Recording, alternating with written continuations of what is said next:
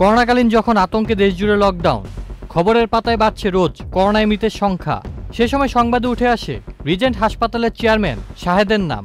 Corona certificate জালিয়াতি, দুর্নীতি, এমনকি পরিকল্পনা করে দুর্ঘটনা ঘটিয়ে নিজের হাসপাতালে রোগী ভর্তি করে মোটা অঙ্কের টাকা আদায়ের মতো ভয়ঙ্কর অভিযোগ সহ মোট 96টি মামলার আসামি ছিলেন শাহেদ। 4 সেপ্টেম্বর বুধবার রাতে ঢাকা কেন্দ্রীয় কারাগার থেকে জামিনে মুক্তি পান শাহেদ। 2020 সালের 28 সেপ্টেম্বর অস্ত্র আইনের একটি মামলায় শাহেদকে যাবজ্জীবন কারাদণ্ডের রায় দেয় আদালত। 11 জানুয়ারি রায়ের বিরুদ্ধে আপিল করলে খালাস পান তিনি। তবে আরও মামলা থাকায় জেল থেকে বের হতে পারেননি শাহেদ। সর্বশেষ বুধবার উত্তরা পশ্চিম থানার একটি অস্ত্র মামলায় শাহেদ জামিন পান।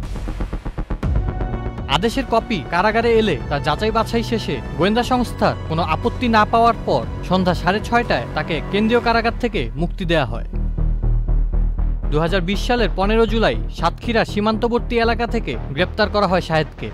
রিজেন্ট হাসপাতালের উত্তরা ও মিরপুর শাখায় অভিযান চালিয়ে করোনা ভাইরাস পরীক্ষার ভুয়া রিপোর্ট সহ নানা অনিয়ম ধরা পড়ার কথা জানানো হয়। 5 আগস্টের পর দীর্ঘদিন কারাগারে থাকা অনেক কারাবন্দী মুক্তি পান।